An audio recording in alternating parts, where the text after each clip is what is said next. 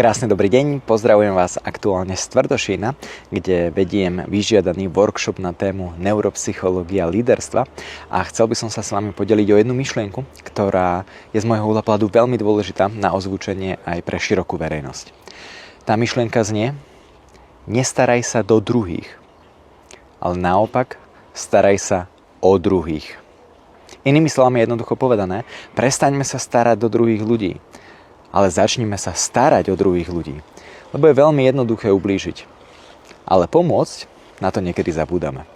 Čiže v dnešnej dobe nejde o to, aby sme nad druhými ľuďmi víťazili, ale aby sme víťazili s nimi. Ak môžeme, tak pomôžme, a ak nemôžeme, tak aspoň prestaňme ubližovať. Zapamätajte si, nikto sa nestal veľký tým, že poukazoval na to, ako malý je niekto iný. Ale keď ľuďom pomôžete, prinášate hodnotu.